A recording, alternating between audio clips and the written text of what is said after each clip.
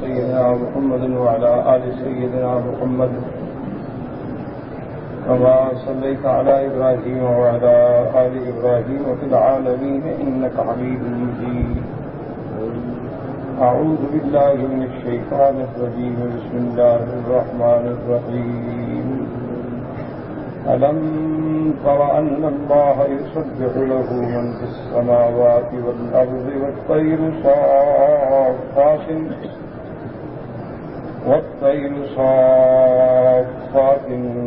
كل قد علم صلاته وتسبيحه والله عليم بما يفعلون. ولله ملك السماوات والأرض وإلى الله المصير. ألم تر أن الله يزجي سحابا ثم يؤلف بينه ثم يجعله ركاما فترى الودق يخرج من خلاله وينزل من السماء من جبال فيها من برد فيصيب به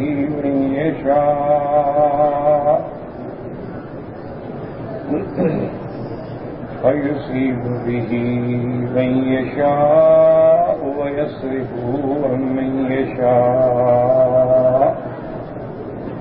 يكاد سنا برقه يذهب بالأبصار يقلب الله الليل والنهار إن في ذلك لعبرة لأولي الأبصار. سورۃ النور کی آیات سابقہ میں ہم نے پڑھا تھا کہ اللہ نور السماوات والارض، اللہ تمام مخلوق جو آسمانوں میں ہے زمینوں میں ہے سب کو ہدایت دینے والے نور ایمان بخشنے والے ہیں. اس کے بعد اللہ نے مومن کی مثال دی تھی کہ مومن کی مثال ایسے ہے جیسے مومن کا نور جو ہے اس کے دل میں ہوتا ہے اور وہ اتنا صاف ہے جیسے کہ قندیل، اور قندیل کا شیشہ بھی ستارے کی طرح چمکنے والا. اور اس مصباح میں، اس دیے میں ایسا تیل ہے جو ایک ایسے برکت والے درخت سے ہے جو نہ شرقی ہے نہ غربی ہے. وہ درخت کون سا ہے؟ زیتون. اور وہ اتنا صاف ہے، شفاف ہے کہ بغیر آگ دکھائے بھی معلوم ہوتا ہے کہ جل اٹھے گا. یعنی مومن کا نور فطرت اور نور ایمان جب مل جاتے ہیں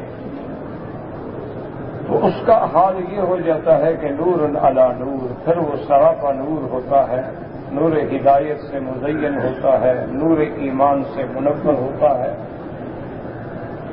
اور پھر اللہ نے یہ بھی فرما دیا تھا کہ یہدی اللہ لنورہ من یشاء، نور ایمان کی طرف جس کو چاہے ہدایت، کیونکہ توفیق ہدایت جو ہے وہ اللہ کے ہاتھ میں ہے اور قلوب جو ہے وہ اللہ کی انگلیوں میں ہے، جیسے ان کی شان کو زیبا ہے کہ القلوب بین اصابع الرحمن یقلبها کیف یشاء ویصرفها کیف یشاء. وہ جس طرف چاہے ہدایت کرنا، جس طرف چاہے پھر. وہ اگر ہدایت دینے پہ آئیں تو ابو جہل کے گھر میں حضرت اکرمہ رضی اللہ تعالی عنہ پیدا فرما دیں، ولید بن المغیرہ کے گھر میں حضرت خالد بن الولید پیدا فرما دیں. وہ ہدایت دینے پہ آئے تو حضرت بی بی آسیہ کو فرعون کے گھر میں پیدا فرما دیں. اور وہ اگر کسی کو گمراہی کا فیصلہ فرما دیں تو نوح پیغمبر کی بیوی جو ہے وہ کافرہ بن جائے، لوط علیہ السلام کی بیوی جو ہے وہ کافرہ بن جائے. ابھی لہب اور ابھی طالب جیسی قرابت والے لوگ جو ہیں وہ کفر پہ مر جائیں اور ہدایت نصیب نہ ہو. کیوں؟ ہدایت اللہ کے ہاتھ میں ہے. یہدی اللہ لنورہ من یشاء من یہدہ اللہ فلا مضل لہ. جس کو اللہ ہدایت دے اس کو کوئی گمراہ نہیں کر سکتا. وَمَن يُضْلِلْهُ فَلَا هَادِيَ لَهُ، اور جس کو اللہ گمراہ کرے کوئی ہدایت نہیں دے سکتا۔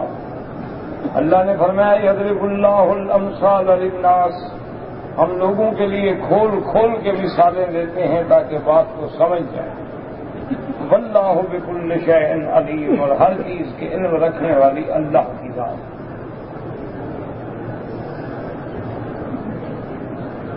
ان آیات مبارکہ کے بعد اللہ نے حکم دیا تھا کہ فی بیوت اذن اللہ، اللہ کے گھروں میں اللہ کا حکم ہے کہ اللہ کا ذکر، اللہ کا نام بلند کیا جائے، اللہ کا نام ذکر کیا جائے، صبح و شام اللہ کی تسبیح بیان کی۔ تو اللہ کے گھروں سے مراد ہوتا ہے مسجدیں۔ تو مسجدوں کی اتنی بڑی شان ہے، حضور پاک صلی اللہ علیہ وسلم نے فرمایا کہ جو انسان رزق حلال سے اللہ تبارک و تعالیٰ کی مسجد دنیا میں بناتا ہے تو اللہ اس کا گھر جنت میں بناتا ہے۔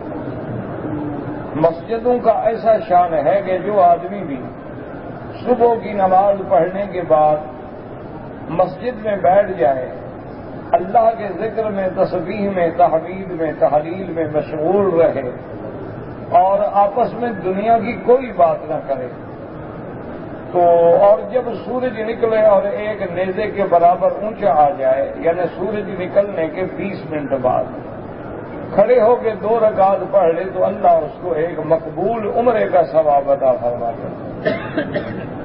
اسی طرح حضور صلی اللہ علیہ وسلم نے فرمایا کہ دنیا کی تمام زمین میں اللہ کے ہاں سب سے محبوب جگہ جو ہے وہ اللہ کی مسجدیں ہیں، اور سب سے بری جگہ جو ہے وہ بازاریں۔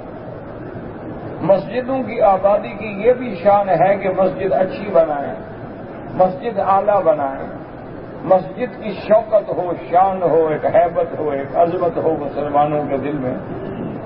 اور اصل مسجدوں کی شان یہ ہے کہ اس میں اللہ کا ذکر ہو، تلاوت قرآن ہو، 5 اوقات کی پابندی سے نماز ہو، وہاں سے اذانیں بلند ہوں، صبح و شام اللہ تبارک و تعالیٰ کی ذکر کی آوازیں ہوں۔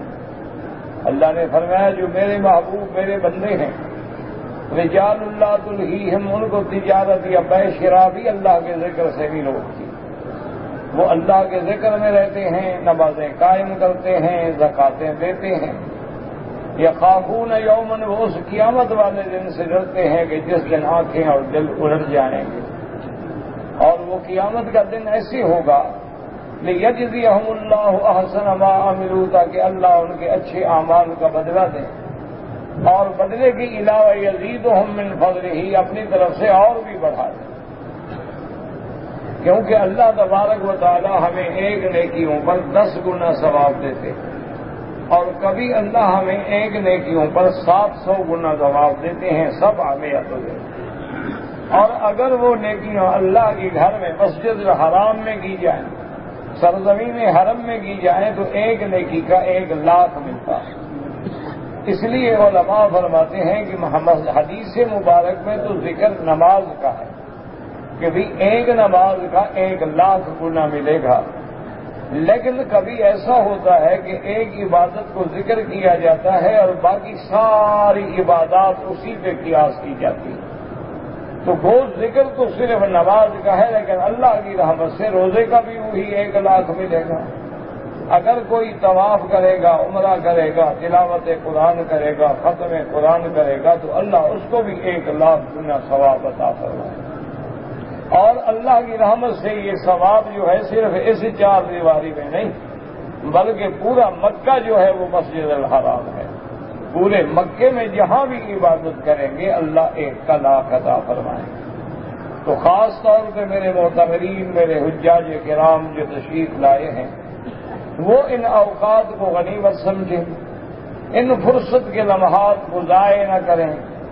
خدا جانے کہ پھر یہ عظیم مقام ہمیں دیکھنا بھی نصیب ہوگا یا نہیں ہوگا، اور کوشش یہ کریں کہ دوست مل کے نہ بیٹھیں، واقفان حال جو ہیں وہ ایک جگہ نہ بیٹھیں، بلکہ الگ الگ بیٹھیں تاکہ اللہ کا ذکر ہو سکے۔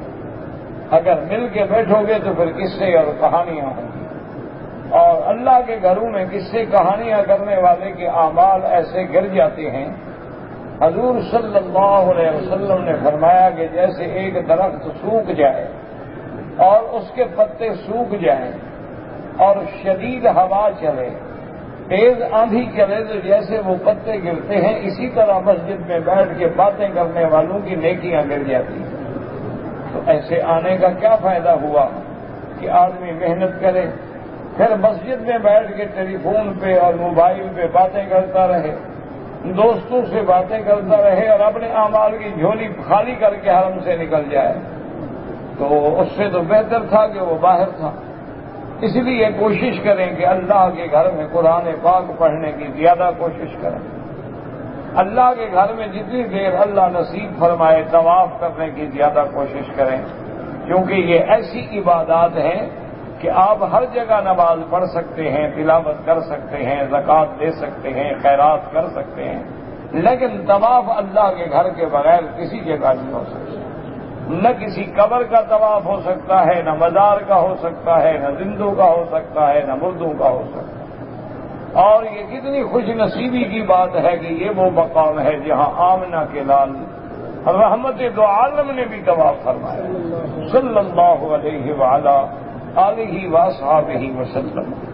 تو اللہ تبارک و تعالی نے فرمایا پھر میری شان یہ ہے کہ واللہ یرزق من یشاء بغیر حساب، اللہ جس کو چاہے بغیر حساب کے رزق عطا فرمائیں، کیونکہ خزائن السماوات والارض کے مالک جو ہیں وہ اللہ کی ذات ہے۔ اس کے بعد پھر اللہ نے مثال دے کے سمجھایا، بعض مثالوں کا تعلق پانی سے ہوتا ہے تو اس کو مائی کہا جاتا ہے، اور بعض مثالوں کا تعلق آگ سے ہوتا ہے تو اس کو ناری کہا جاتا ہے۔ تو قرآن پاک نے سورۃ الرعد میں بھی، سورۃ البقرہ میں بھی اور سورۃ النور میں بھی مثالیں دی ہیں، وہ مثالیں مائی بھی ہیں اور وہ مثالیں ناری بھی ہیں۔ فرمایا کافروں کے اعمال کا یہ عالم ہے کہ جیسے کسی پیاسے بندے کو عین شدت شمس کے وقت میں دور سے چٹیل میدان میں ایسے معلوم ہوتا ہے کہ وہاں دریا بہ رہا ہے، حالانکہ وہ سراب ہے، کچھ بھی نہیں ہوتا، ایک نظروں کا دھوکہ ہے۔ جوں جوں آدمی آگے جاتا ہے دیکھتا کچھ بھی نہیں۔ تو اعمال کافروں کا بھی یہی حال ہے، اگر وہ سمجھتے ہیں یحسبون انہم یحسنون صنعا، وہ سمجھتے ہیں کہ ہم اچھے عمل کر رہے ہیں اور ہمیں اس کا بھی بدلہ ملے گا، تو اللہ نے فرمایا یہ اسی طرح ہے جیسے شراب کا دھوکے کھانے والا ہے۔ ان کو قیامت میں ان کے اعمال کا کوئی بدلہ نہیں ملے گا۔ ہاں اللہ کے عدل کا تقاضا یہ ہے کہ وہ کافروں کو دنیا میں بدلہ دے دیتے ہیں، کافروں کو صحت دیتے ہیں، اولاد دیتے ہیں، دولت دیتے ہیں، مال دیتے ہیں، قوت دیتے ہیں، شوکت دیتے ہیں، لیکن آخرت میں اس لیے بدلہ نہیں دیتے کہ ان کا آخرت پہ ایمان ہی نہیں، انہوں نے تو کبھی آخرت مانگی ہی نہیں۔ یہ تو مومن کی شان ہے نا جو دونوں نعمتیں مانگتا ہے کہ ربنا آتنا فی الدنیا حسنۃ وفی الآخرۃ حسنۃ وقنا عذاب النار۔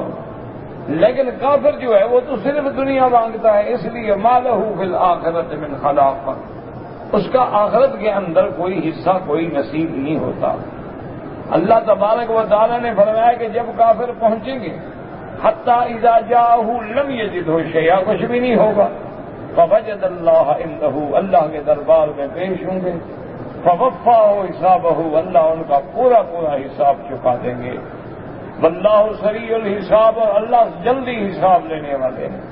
کوئی یہ سمجھے کہ اولین و آخرین حضرت آدم علیہ السلام سے لے کر قیامت تک کی تمام مخلوق، جن و انس کا حساب جو ہے وہ اللہ جانے کتنے سالوں میں ہوگا۔ تو ایک حدیث مبارک میں آتا ہے کہ جس دن میرا مالک حساب شروع فرمائیں گے دوپہر سے پہلے پہلے حساب جو ہے ختم ہو جائے گا، اور جنت والے جنت میں ہوں گے اور جہنم والے جہنم میں۔ اس لیے فرمایا واللہ سریع الحساب، اور اللہ جلد حساب لینے والے ہیں۔ اور دوسری مثال ایسے دی کافروں کے اعمال کی، او کظلمات فی بحر لجی، کہ یا اندھیرے ہوں اور دریا بھی گہرا ہو، یغشاہ موج من فوقہ موج من فوقہ سحاب، موج کے اوپر موج ہو، پھر موج کے اوپر موج، اور اس پہ بادلوں کا بھی اندھیرا ہو، تو کیسے اندھیرا ہوگا؟ ظلمات بعضھا فوق بعض، اندھیرے ایک دوسرے کے اوپر۔ اور اتنی شدید ضربات کی اذا اخرج یدہ لم یکد یراھا، اپنے ہاتھ بھی نظر نہ آئے، ہاتھ کو ہاتھ بھی سجائی نہ دے، تو یہی کافر کا حال ہوگا کہ اس کے لیے اندھیرے ہی اندھیرے ہوں گے، شرک کا اندھیرا، ظلمت کا اندھیرا، جرم کا اندھیرا، اللہ کی نافرمانی کا اندھیرا، انبیاء علیہم السلام کے انکار کا اندھیرا، قرآن کے انکار کا اندھیرا، وہ تو اندھیروں میں ہوں گے، ظلمات بعضھا فوق بعض۔ اور اس کے بعد میرا رب فرماتے ہیں وَمَن لَّمْ يَجْعَلِ اللَّهُ لَهُ نُورًا فَمَا لَهُ مِن نُّورٍ، اگر کسی کو اللہ ہی نور نہ دے، اللہ ہی ایمان نہ دے، اللہ ہی ہدایت نہ دے، کہاں سے نور لائے گا؟ اسی لیے آپ دیکھیں کہ ہمارے ملکوں میں ہندو جو ہیں وہ دیوالیوں میں لاکھوں دیے جلاتے ہیں، وہ بھی نور ڈھونڈتے ہیں۔ اسی طرح آپ دیکھیں کہ مسیحی جو ہیں، نصرانی جو ہیں، کرسمس مناتے ہیں تو درختوں پہ اور دیواروں پہ اور مکانوں پہ کمکمے اور بجلیاں اور لائٹنگ کی کمال کر دیتے ہیں، وہ بھی نور کی تلاش میں۔ لیکن وہ نور جو ہے بجلیوں میں نہیں ملتا، دیوں میں نہیں ملتا، وہ نور تو اندر ایمان سے ملتا ہے۔ وہ نور ایمان ہوتا ہے جو اللہ دلوں میں ڈال دیتے ہیں، اور مومن اسی نور ایمان کی روشنی میں چلتے ہیں، اور یہی نور ان کے ساتھ ہوگا۔ یہی نور قیامت والے دن بھی ہوگا جب پل صراط پہ جائیں گے، نورہم یسعی بین ایدیہم، اللہ نے فرمایا ان کے آگے آگے نور ہوگا، اور جتنا ایمان بڑھا اتنا نور بڑھا۔ ایسے بھی لوگ ہوں گے جن کا نور اتنا ہوگا کہ زمین سے آسمانوں تک ستون کھڑے ہوں گے، اور ایسے نور بھی مومن بھی ہوں گے جن کے قد کے برابر نور ہوگا، اور ایسے مومن بھی ہوں گے جن کے نصف قامت کے برابر نور ہوگا، اور حضور نے فرمایا کہ ادنا نور والے وہ ہوں گے جن کے بالکل انگلیوں کے پاؤں کے انگوٹھے میں نور ہوگا، لیکن پھر بھی گھسٹ کے نکل جائے گا۔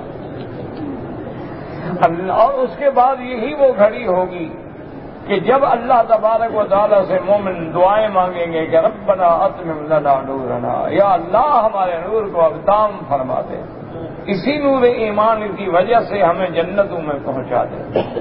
لیکن کافر ہوں گے جو منافق اعتقادی ہوں گے، ان کے سامنے روشنی آگے بجھ جائے گی۔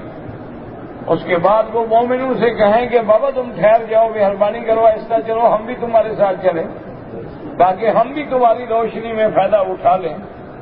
تو اللہ حکم دیں گے کہ ان کو جواب دو کہ ارجعوا وراءکم فالتمسوا نورا، کہ تم لوٹ جاؤ، یہ نور یہاں نہیں ملتا، یہ تو دنیا میں ملتا تھا جب ایمان لانا تھا، جب کلمہ پڑھنا تھا۔ تو جس نے اللہ کی توحید کا عقیدہ نہیں رکھا وہ تو اندھیریوں میں بھٹک گیا، وہ کبھی درختوں کے آگے جھکتا ہے، کبھی مردوں کے آگے جھکتا ہے، کبھی قبروں کے آگے جھکتا ہے۔ یہ تو ان کو نور ایمان ملا جنہوں نے عقیدہ خالص اللہ کی توحید کو اپنایا اور لا الہ الا اللہ کی ضرب سے دلوں کو روشن کر لیا، تمام آلیہ باطلہ سے منہ موڑ کے ایک اللہ سے رشتہ جوڑ لیا۔ اس لیے حکم ہوگا کہ جاؤ، اگر ڈھونڈتے ہو پیچھے جاؤ، یہاں نہیں ملے گا، فالتمسوا نورا۔ اور جب وہ لوٹیں گے کہ شاید یہاں پیچھے کہیں ملتا ہے، ضرب بینہم بسور، اللہ پاک حکم دیں گے کہ ان کے درمیان میں اب ایک چادر ڈال دو، پردہ ڈال دو، کافر جو ہے اب وہ مومن کے ساتھ نہیں مل سکتا۔ اس لیے اللہ فرماتے ہیں وَمَن لَّمْ يَجْعَلِ اللَّهُ لَهُ نُورًا، جس کو اللہ نور ایمان نہ دے فَمَا لَهُ مِن نور، اس کو کہاں سے ہدایت نصیب؟ دعا کریں کہ اللہ ہر کلمے پڑھنے والے کو ہدایت عطا فرمائے۔ اللہ تبارک و تعالیٰ جو کافر ہیں، جو ہندو ہیں، یہودی ہیں، نصرانی ہیں، ان کو بھی نور ایمان سے منور فرماؤ۔ یا اللہ ان کے لیے بھی ہدایت کے راستے میں کھول دے۔ یا اللہ جو گمراہیوں میں پڑے ہیں، جو شرک میں پڑے ہیں، یا اللہ جو بت پرستی میں پڑے ہیں، یا اللہ جو قبور پرستی میں پڑے ہیں، یا اللہ جو غیروں کے دروازوں پہ مدد مانگتے ہیں، ان کی بھی ہدایت کے فیصلے فرماؤ۔ یاد رکھو کہ جب اللہ راضی ہوتا ہے نا، تو آدمی جب اللہ اکبر کہتا ہے اور آدمی احرام باندھ کے جب لبیک اللہم لبیک پڑھتا ہے تو ہدایت مل جاتی ہے۔ وہ سمجھ جاتا ہے کہ اچھا آج ہم سب کس کو پکار رہے ہیں، آج ہم سب کس کے دروازے پہ حاضر ہیں، آج ہم کس کی بڑائی بیان کر رہے ہیں، مکہ میں بھی آج کس کے آگے ہم ہاتھ باندھ کے کھڑے ہیں، کس کے آگے ہم سجدے میں گر رہے ہیں۔ بس اسی سے ہدایت کے دروازے کھل جاتے ہیں۔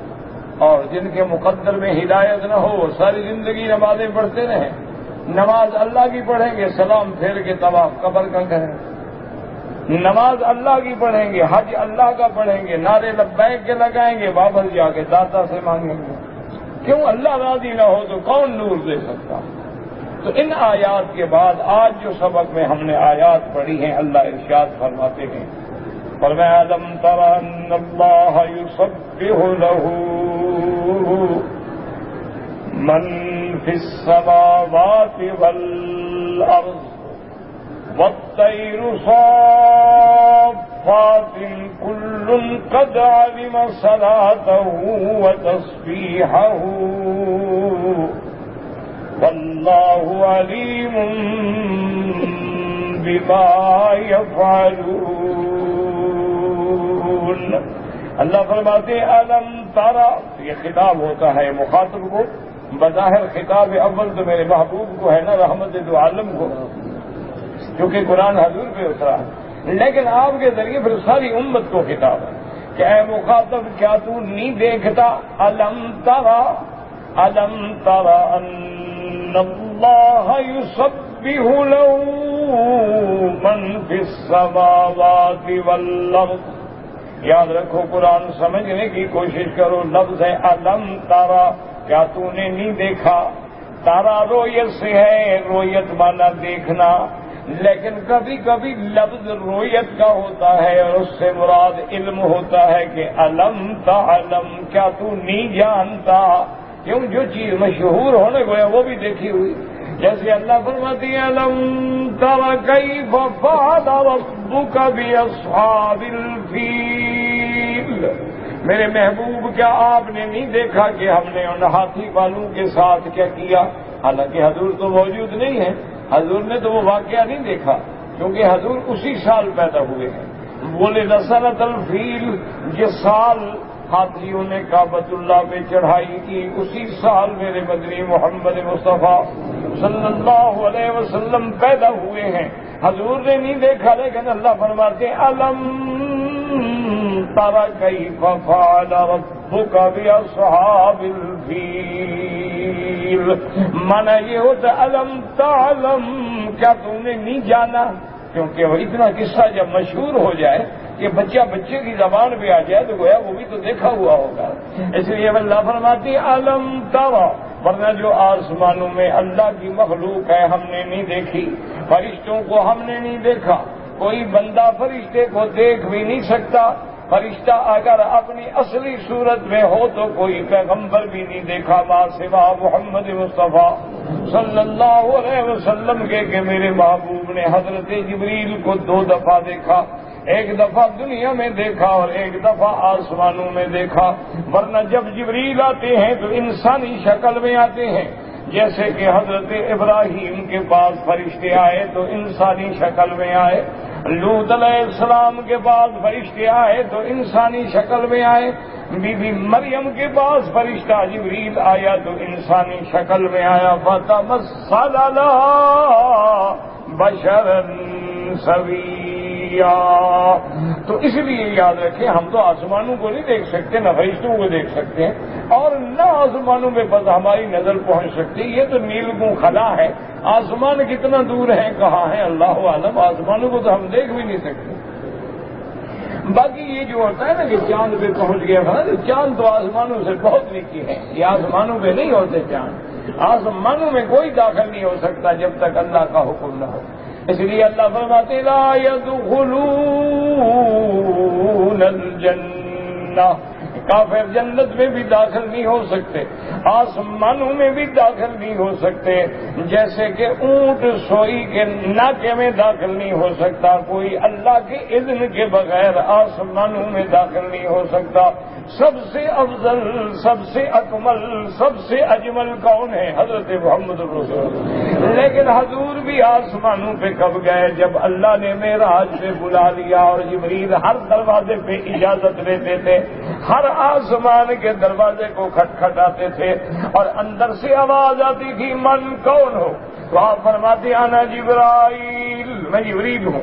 من ماں کا تیرے ساتھ کون ہے؟ جبریل کہتے ہیں محمد رسول اللہ۔ اب اس کے بعد سوال ہوتا حل بعث الیہ، کیا حضور کو نبوت مل گئی؟ اللہ نے آسمانوں پہ بلایا ہے؟ جبریل کہتے کہ ہاں، ثم یفتح لہ، پھر دروازہ کھلتا۔ تو جب اللہ کے نبی کے لیے بغیر اذن کے نہیں کھل سکتا، کسی کافر کے لیے بھی نہیں کھل سکتا۔ یاد رکھیں، یہ جتنے ستارے ہیں، یہ جتنے کواکب و نجوم ہیں، اور یہ سب جو ہیں آسمانوں سے باہر۔ انا زینا السماء الدنیا بزینۃ الکواکب، اور کہیں فرمایا وَلَقَدْ زَيَّنَّا السَّمَاءَ الدُّنْيَا بِمَصَابِيحَ، اللہ فرماتے ہیں ہم نے آسمانوں کو تاروں سے زینت دی۔ تو زینت وہ ہے جو باہر ہو، اندر زینت نہیں ہوتی، تو یہ باہر ہے۔ اور حضرت ابن عباس فرماتے ہیں قنادیل معلقۃ، القنادیل معلقۃ بین السماء والارض، وہ فرماتے تھے کہ یہ چاند ہے، سورج ہے، ستارے ہیں، کواکب ہیں، نجوم ہیں، یہ ایسے ہیں جیسے اللہ نے آسمان و زمین کے درمیان میں کندیلیں روشن کر کے لٹکا دی ہوں۔ اور ایک روایت میں آتے ہوئی سلاسل نور، ان کے سلسلے نور کی، اس کے ساتھ رسیاں ہیں جن کو اللہ کے فرشتوں نے اللہ کے حکم سے آسمانوں میں تھام رکھا ہے۔ تو یہ آسمان اور زمین کے درمیان کی باتیں ہیں۔ اللہ تفتح لهم ابواب السماء ولا يدخلون الجنة حتى يلج الجمل في سم الخياط۔ اور یہیں سے میرے عزیز، میرے حاجی، میرے محترم، میرے بزرگوں، اندازہ لگاؤ کہ مومن کی شان کتنی بلند ہے، کہ دعا کرو اللہ ایمان پہ خاتمہ نصیب فرمائے، اللہ توحید پہ خاتمہ نصیب فرما دے۔ کہ مومن کا روح لے کے جب فرشتے جاتے ہیں، آسمان والے پوچھتے ہیں کس کی روح ہے، وہ کہتے ہیں فلاں مومن کی روح ہے، تو دروازے کھل جاتے ہیں۔ اور اس کے بعد مومن کی روح کو علیین میں جو ساتویں آسمان پہ ہے اس میں پہنچایا جاتا ہے۔ لیکن کافروں کے لیے حکم ہوتا ہے کہ واپس پھینکو اس کو، تو کافروں کی روح جو ہے وہ سجین میں جو 7 زمینوں کے نیچے جہنم کا مقام ہے وہاں پہنچائی جاتی ہے۔ تو یہ مومن کی شان ہے کہ جس کی روح کے سامنے اللہ اپنے آسمانوں کے دروازے بھی کھول دیتے ہیں، کیونکہ ابرار نے علیین میں جانا ہے اور کفار نے سجین میں جانا ہے۔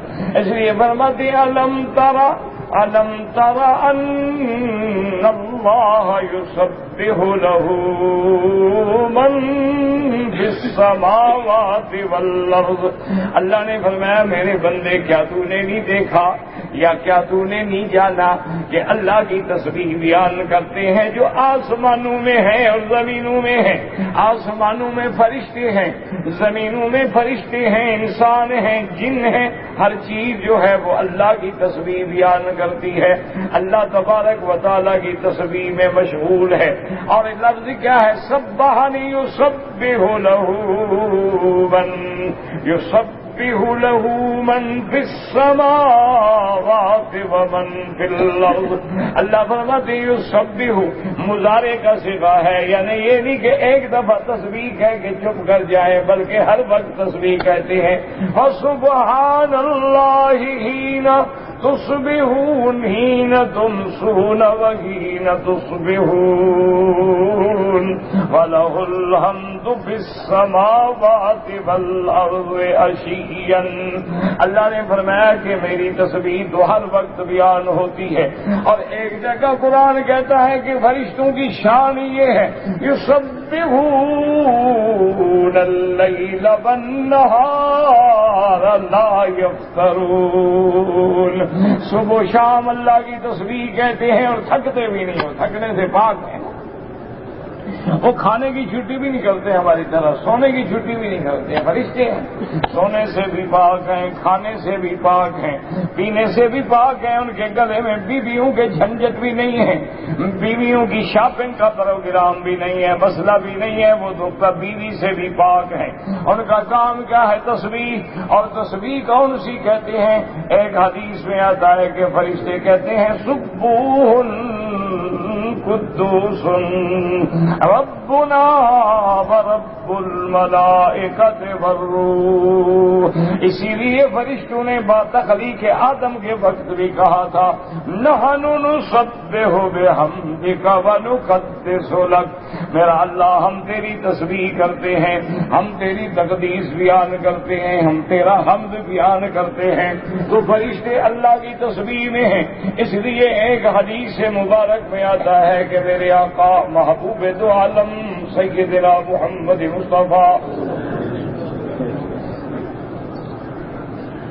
تشریف فرماتے صحابہ میں کہ آپ نے آسمان کی طرف سر مبارک کو اٹھایا اور اس کے بعد فرمایا کہ میں نے دیکھا ہے، سنا ہے کہ آسمانوں میں آواز آ رہی ہے اتت السماء وحق لها انت اتا، فرمایا آسمان سے عقید کیا مانا؟ عقید کہتے ہیں کہ جیسے اونٹ پہ لکڑی کا پلان رکھو، اس پہ اگر بوجھ ڈالو تو پھر ایک چرچراہٹ کی آواز پیدا ہوتی ہے۔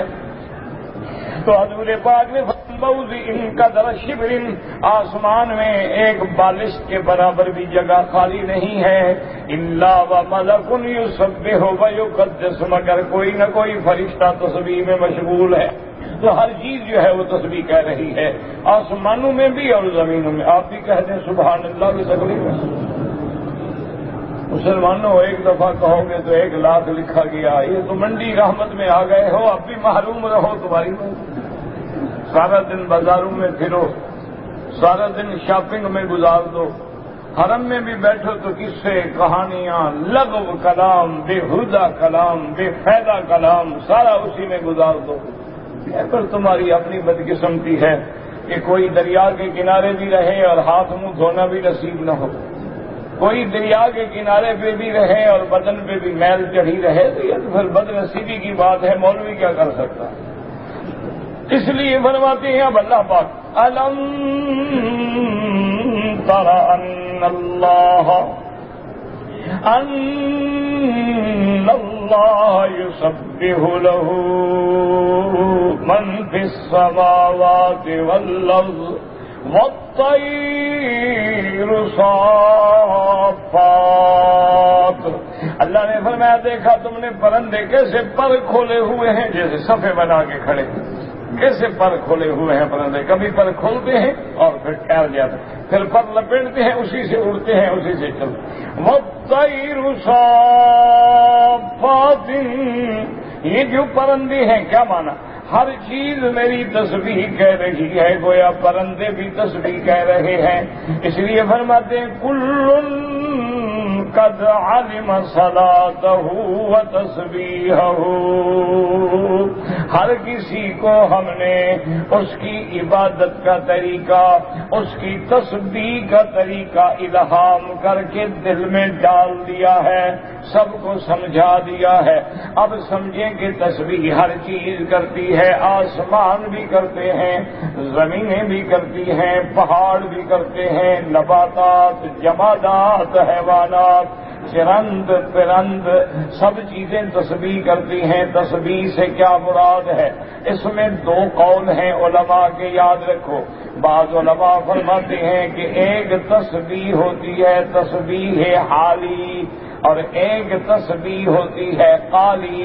کیا مانا؟ ایک تو یہ تسبیح ہے کہ زبان سے ہم کہیں سبحان اللہ، سبحان ربی العظیم، سبحان ربی الاعلی، سبحانک اللہم وبحمدک وتبارک اسمک وتعالی جدک۔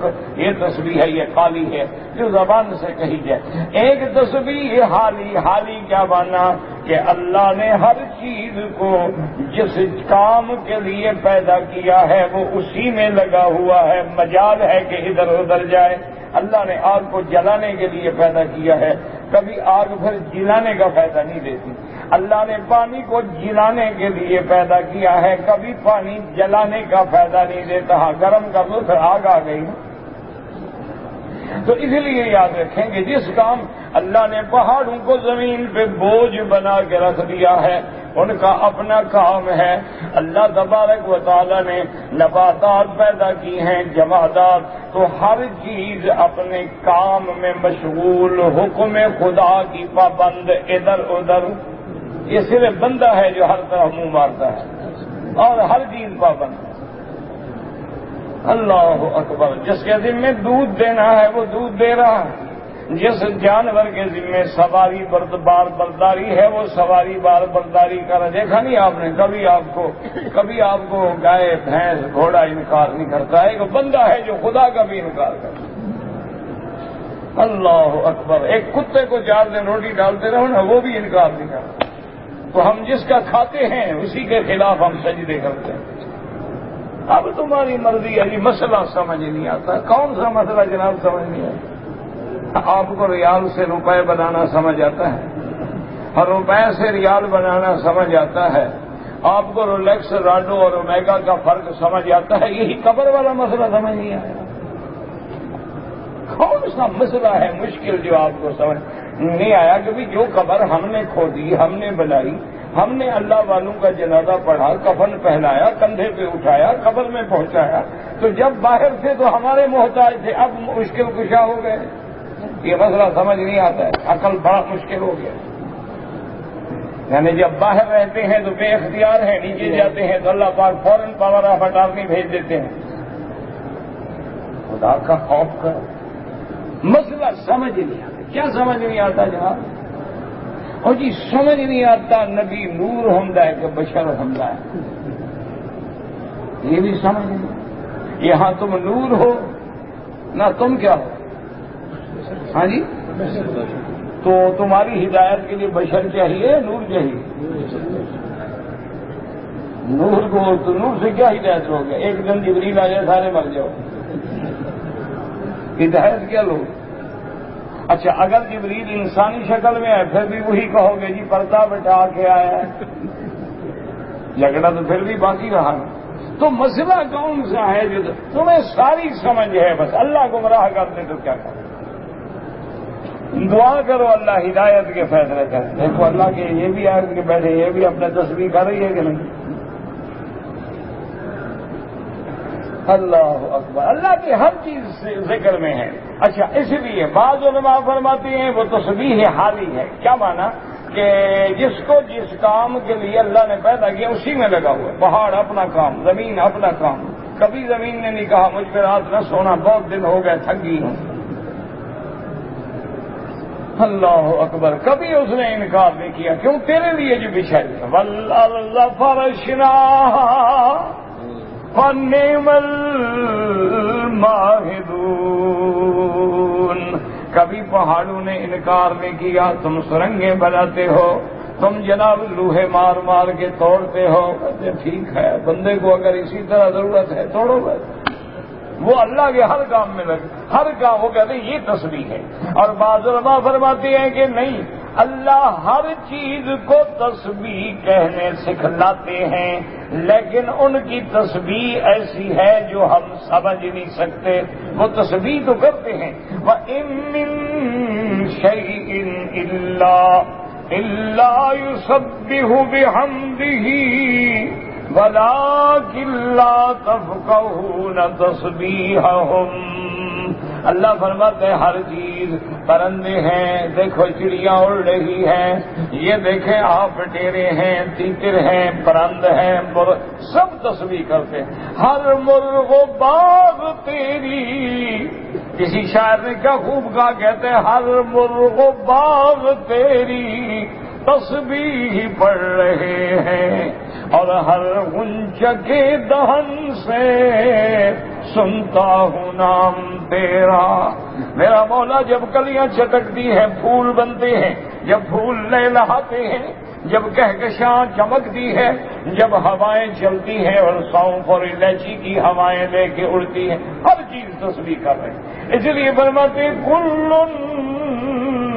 قد علم صلاتہ و تسبیحہ، ہر چیز کو ہم نے اس کی عبادت، اس لیے بعض علماء نے فرمایا یوں سمجھ لو کہ اللہ تبارک و تعالیٰ نے بعض حیوان پیدا کیے ہیں، وہ زمین پہ پڑے ہیں گویا سجدے کی حالت میں پڑے ہیں، بعض چار ٹانگوں پہ کھڑے ہیں گویا رکوع کی حالت میں کھڑے ہیں، پہاڑ جم کے بیٹھے ہیں گویا تشہد کی حالت میں بیٹھے ہیں، درخت کھڑے ہیں گویا قیام کی حالت میں کھڑے ہیں، ایک بندہ ہے جس کو اللہ نے ساری عبادتوں کے نمونے عطا فرما دیے ہیں، اس لیے فرماتے ہیں کل قد علم صلاتہ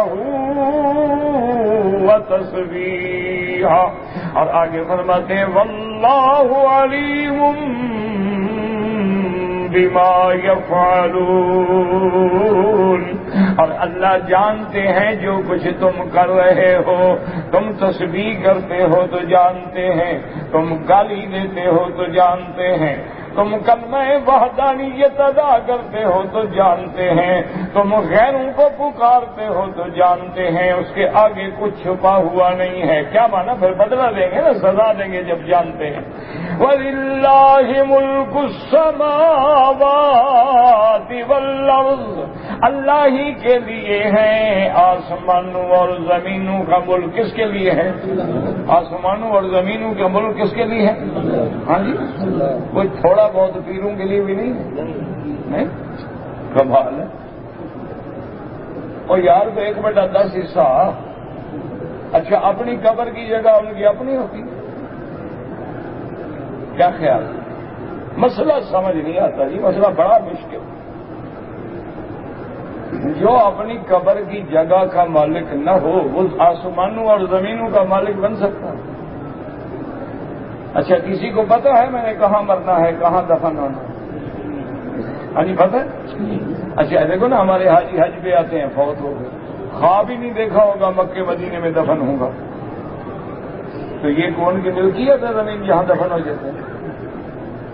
اچھا کئی بیچارے ہیں 20 سال 40 سال مکے مدینے میں گزر گئے، اپنے ملک میں گئے مر گئے، کے لیے زمین نہیں لکھی تھی، اس کو ملی نہیں، جہاں لکھی تھی وہاں 2 گز قبر ملی۔ تو جب آدمی اپنی قبر کا مالک نہیں ہے تو لوگوں کا مشکل کشا کیسے ہو جاتا ہے؟ اس لیے فرماتے ہیں وَلِلَّهِ مُلْكُ السَّمَاوَاتِ وَالْأَرْضِ، سب آسمان زمین کس کے ہیں؟ اچھا صرف اتنا نہیں ہے کہ فرماتے ہیں وَإِلَى اللَّهِ الْمَصِيرُ، اسی کی طرف کدھر جانا ہے؟ ہم سب نے کدھر لوٹنا ہے؟ ادھر ادھر شاید بھاگ جائیں، بغدادیاں گلیاں بنا دیں، نہیں کدھر جائیں گے؟ فرمایا جب آؤ گے تو تیار ہو کے آؤ، توحید نہ ہو تو جہنم کے لیے تیاری کر لو گے، آنا تو میری طرف ہے نا تم۔ اللہ تبارک و تعالیٰ سے دعا کر لو اللہ ہر کلمے پڑھنے والے کو ایمان دے اور سب کا خاتمہ ایمان پہ فرمائے، اور ہمیں اللہ اپنے اولیاء کی محبت، عظمت اور صحبت نصیب فرمائے۔ اللہم صلی علی سیدنا محمد۔ کہتے جی کہ حالت احرام میں اگر پیشاب کا قطرہ نکل جائے تو نکلنے دو، اور کیا کرو گے؟ نکلنے دو، وضو کرو، استنجا کرو، کپڑا دھو لو، اور کیا کرو گے باقی؟ اور کیا حل ہے؟ کوئی آپ کو اس کا حل آتا ہو تو مجھے بھی بتائیں۔ یہ تو کہیں نہیں لکھا کہ احرام میں پیشاب آئے تو نہ کرو، اللہ کے بندے پیشاب آئے جاؤ پیشاب کرو، قطرہ نکل گیا دھو ڈالو بس۔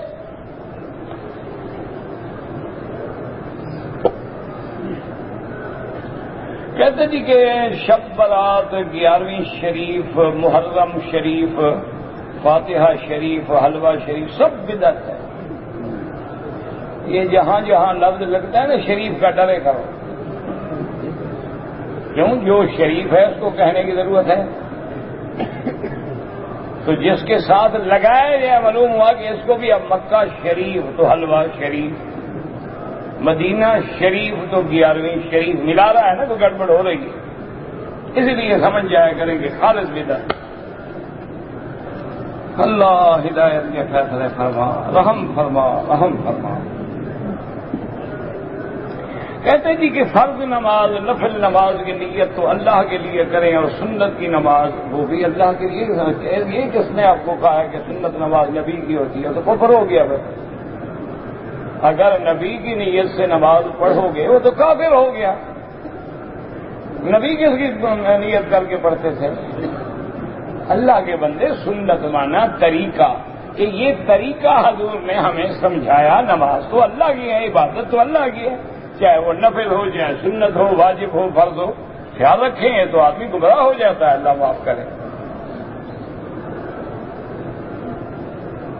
میں اپنی لڑکی کا نام چاہ پتہ نہیں کیا، جو مرضی آوے تم جانو، لڑکی جانے. یہ کو نام رکھنے کا میں کو ٹھیکیدار ہوں.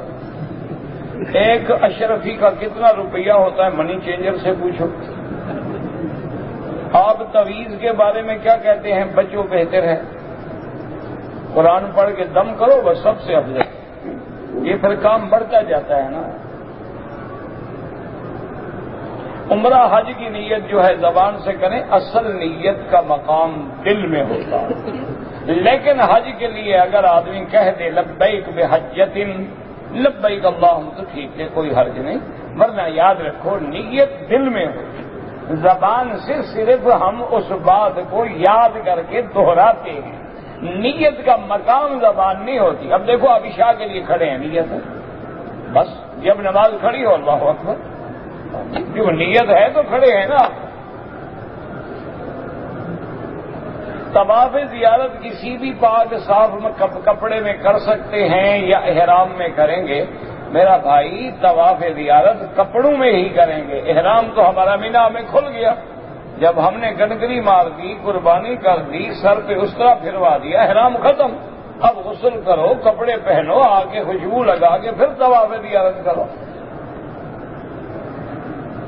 محرم میں جو تعزیہ بناتے ہیں بالکل بدعت ہے. یہ عقل کے بھی خلاف ہے کہ حضرت حسین کا روزہ خود بناؤ، اٹھاؤ اور 2 دن کے بعد روزے کو جا کے دفن کر دو. یہ کوئی عقل ہے بلا؟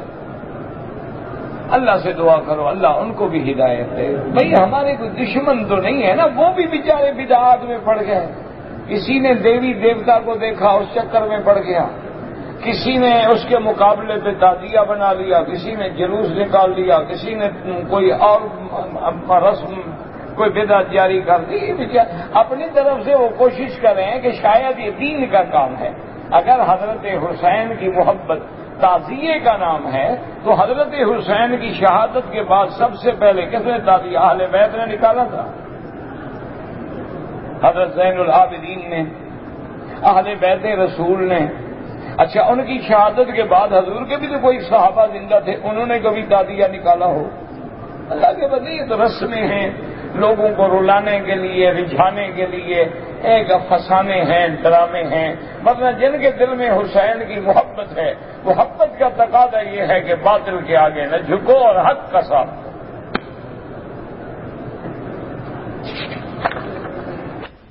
گزارش یہ ہے کہ یہود نے بھی سوال کیا تھا، اور بعض روایات میں ہے کہ یہود نے کافروں سے کہا تھا کہ یہ سوال حضور سے پوچھو کہ اصحاب کہف کون ہیں، روح کیا چیز ہوتی ہے، اور وہ بادشاہ کون ہے جو مطلع الشمس اور مغرب الشمس پہ پہنچا ہے. حضور نے فرمایا کل جواب دوں گا. لیکن فطر اللہ نے وحی روک دی. اس کے بعد تنبیہ نازل ہوئی وَلَا تَقُولَنَّ لِشَيْءٍ إِنِّي فَاعِلٌ ذَلِكَ غَدًا إِلَّا أَن يَشَاءَ اللَّهُ. اللہ نے تنبیہ نازل فرمائی کہ میرا محبوب آپ نے یہ کیوں کہا کہ کل جواب دوں گا؟ آپ کہتے اللہ نے چاہا تو کل جواب دوں گا انشاءاللہ. اگر آپ نے انشاءاللہ نہیں کہا، ہم نے جواب میں دیر کر دی. پھر یہ صورت کہف نازل ہوئی. آپ نے پڑھنا ہے تو کوئی تفسیر لے کے سارا قصہ پڑھنا. بھائی میرا بھائی جو لوگ زندہ ہیں ان کے لیے دعا کرو.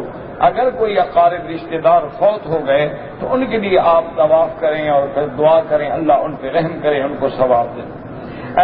فرض نماز میں سبحان ربی الاعلی 3 دفعہ پڑھیں کم از کم، ورنہ 5 دفعہ بھی پڑھ سکتے ہیں، 7 دفعہ بھی پڑھ سکتے ہیں، 11 دفعہ بھی پڑھ سکتے ہیں، کوئی پابندی نہیں.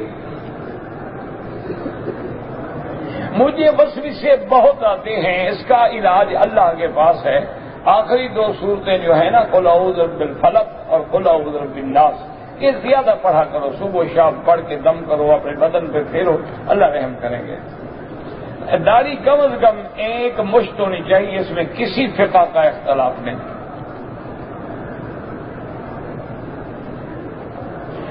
خانہ کعبہ کی لمبائی چوڑائی ہمیشہ یہی رہی، صرف اتنا ہوا کہ حتیم کا حصہ باہر بھی رہا، کبھی اندر بھی کر دیا گیا۔ ایک آدمی مدینہ منورہ سے عمرے کا احرام باندھ کے آیا، اس نے طواف کیا، صفا مروانی دوڑا اور بال منڈا کے احرام کھول دیا تو دم پڑ گئی کہ اس نے عمرے کا واجب چھوڑ دیا۔ قربانی آپ جس کے لیے چاہیں کر دیں، حضور پاک نے بھی امت کے لیے فرمائی ہے، حضرت علی حضور کے نام پہ بھی بات میں فرماتے تھے۔ اگر آپ انڈیا سے آئے ہیں اور اپنے عزیز کے لیے حج بدل کر رہے ہیں، تو اگر آپ کا حج فراد ہے، آپ نے احرام باندھا ہوا ہے اور حج تک باندھے رہیں گے، تو پھر حج کی کوئی بکری نہیں۔ اگر آپ نے عمرہ کر کے احرام کھول دیا، اب 8 کو احرام باندھیں گے تو آپ کا حج تمتع ہوگا، حج کی بکری دینی ہوگی۔ اب یہ جس کا حج ہے اس کو بتا دو کہ بھی اتنا خرچہ بڑھ گیا ہے، تاکہ وہ آپ کو اجازت دے دے، 300 ریال تقریباً بکری کا خرچ ہوگا، شاید زیادہ بھی ہو۔ کے والدین غریب تھے، ان پہ حج فرض نہیں ہوا، آپ اپنا حج کر چکے ہیں تو اپنے والد کے لیے یا والدہ کے لیے حج بدل کر سکتے ہیں، ان کو نفلی حج کا پورا پورا ثواب دیں گے اور اللہ تمہیں بھی ثواب دیں گے۔ 2 رکعت پڑھنا افضل ہے، لیکن اگر کوئی آدمی 2-3 طواف اکٹھے کر کے بعد میں 2 رکعت پڑھ لے تو جائز ہے۔ لڑکی نابالغ ہیں دونوں، اور ان کا نکاح کر دیا جائے، اگر دونوں کے ولی موجود ہیں، والد موجود ہے، اس نے ولی الامر کی حیثیت میں نکاح کیا، نکاح ہو جائے، لیکن بالغ ہونے کے بعد لڑکی کو بھی حق ہے، انکار کر سکتی۔ آپ کا شوہر سے اگر نعوذ باللہ اپنی بچیوں کی زندگی کا بھی خوف ہے اور خطرہ ہے تو آپ فوراً اس کی شکایت کریں۔ اگر یہاں ہیں تو محکمے میں، اپنے ملک میں ہیں تو کورٹ میں، اور حکومت سے تحفظ لیں۔ ایسا نہ ہو کہ آج کل اللہ معاف کرے، جب سے یہ گندی فلمیں آئی ہیں باپ کے ہاتھوں بیٹی بھی محفوظ نہیں ہے۔ اگر آپ یہاں رہتے ہیں بھائی اس میں کیا مصیبت ہے، کبھی کچھ ہوتے ہیں کبھی کچھ ہوتے ہیں۔ بہرحال آپ اگر سعودی عرب میں ہیں تو یہاں محکمے میں جا کے فوراً درخواست دیں، حکومت فوراً تحقیق کرے گی اور اس کو ٹھیک کر دیں گے انشاءاللہ۔ یہاں تو اسلامی حکومت ہے۔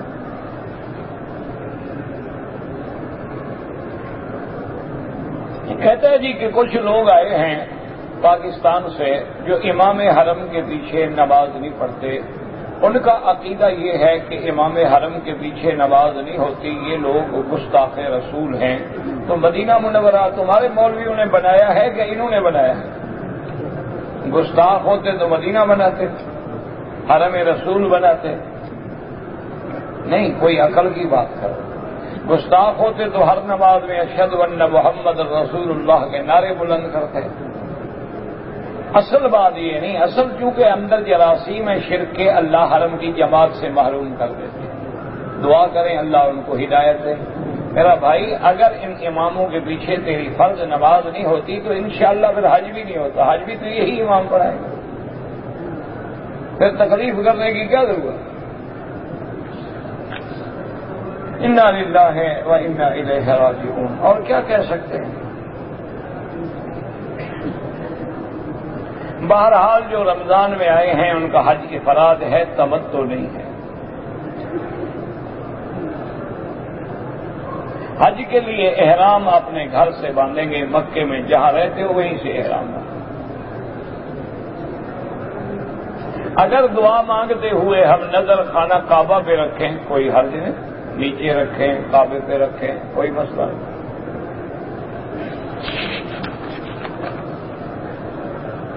اگر کسی نے شوال میں عمرہ کیا ہے اس کا حج تمتع ہوگا، لیکن حج کا احرام وہ بھی اپنے گھر سے باندھے گا، مکے سے۔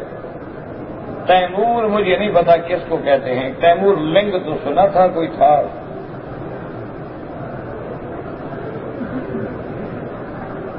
کیا لوگ اچھا عمل کرے تو کیا حساب زیادہ ہوگا؟ اچھے عمل پر تو 1 کا 1,00,000 ملے گا، برے عمل پہ 1 کا 1 ملے گا، لیکن اللہ کے حرم میں برا عمل 1 بھی ہلاک کرنے کے لیے کافی ہے۔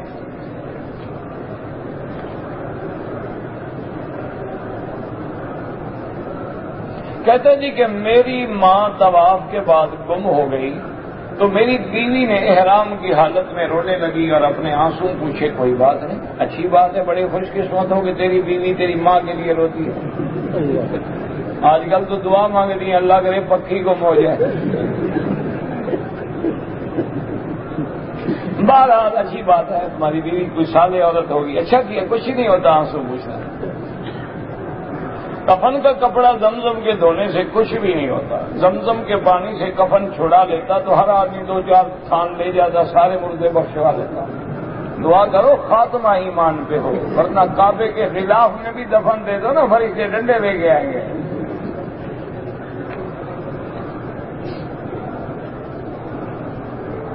کہتے جی کہ حرم شریف کے باہر جو لوگ ایک دوسرے کی جوتی پہنتے ہیں بالکل ناجائز ہے، بغیر مالک کی اجازت کے کسی کی جوتی نہ پہنا کریں، اپنا حج خراب نہ کریں، اپنے جوتیاں کھیلی بنا لیں، اس میں ڈالیں، اپنے ساتھ رکھ لیں، بات ختم۔ میرا حافظہ کمزور ہے، نیکی کے کام کیا کرو، یا قوی یا متین پڑھا کرو۔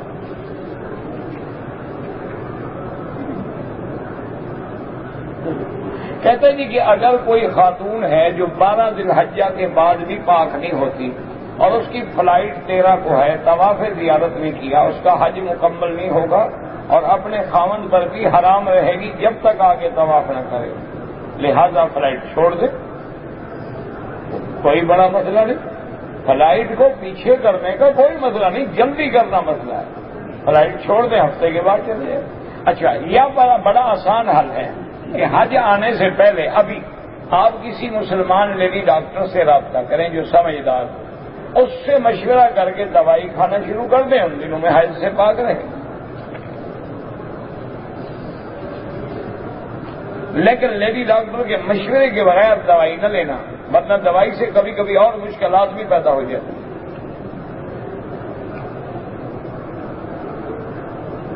کہتے جی کہ میرے گلے میں تعویذ تھا، حرم میں نکال دیا، اچھا کیا، کیونکہ حضور فرماتے ہیں جو تعویذوں پہ بھروسہ کرے اللہ اسی کے حوالے کر دیتا، بھروسہ اللہ پہ کرنا چاہیے۔ آپ جس کے لیے حج کرنا چاہیں کریں، کوئی منع نہیں میرا بھائی۔ میرا بھائی بیمار ہے، اللہ ہر بیمار کو شفا عطا فرمائے، اللہ سب بیماریاں دور فرماؤ۔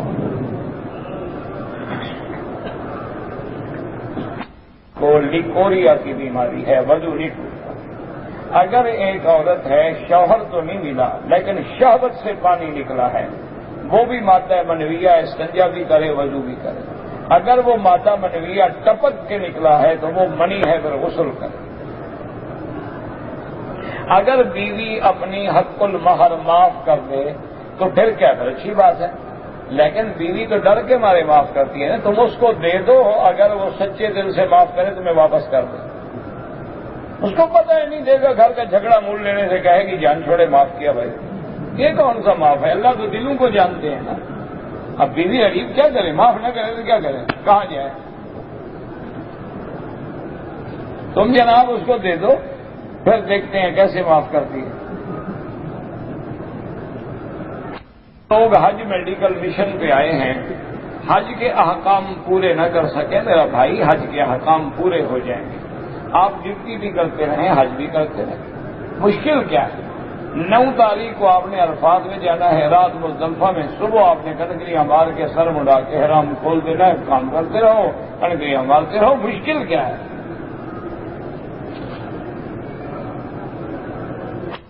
کے دوران میں نماز کا وقت ہو جائے، نماز کھڑی ہو جائے، طواف چھوڑ دیں اور نماز پڑھیں، نماز ختم کر کے جہاں چھوڑا ہے وہاں سے طواف شروع کریں۔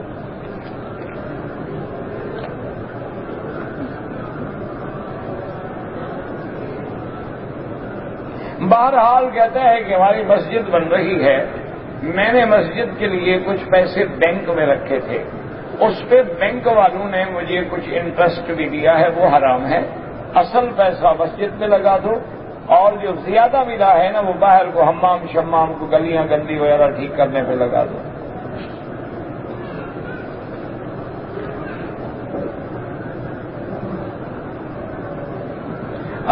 امام کے رکوع سے اٹھنے کے بعد مقتدی ربنا لک الحمد یا ربنا ولک الحمد یا اللہم ربنا لک الحمد جو بھی کہے سب جائز ہے، کوئی لاکا والا کا سے کوئی فرق نہیں پڑتا ہے۔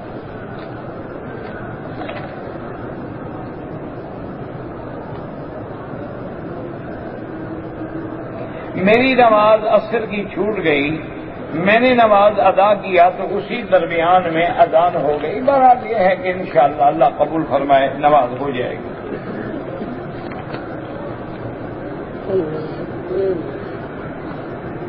میری بچی کے جسم پر داغ ہوا، اللہ شفا دے،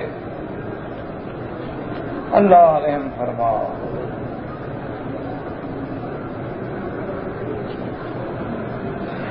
ہم دو بھائی ہیں، والدہ چھوٹے بھائی کے ساتھ رہتی ہے، میرا اور میرے بھائی کا اختلاف ہے، میں اپنی والدہ کے لیے کوئی خدمت کرتا ہوں تو واپس بھیج دیتا ہے، آپ کرتے رہیں، مناتے رہیں، آپ نہ چھوڑیں، وہ واپس بھیجتے ہیں، بھیجتے رہیں۔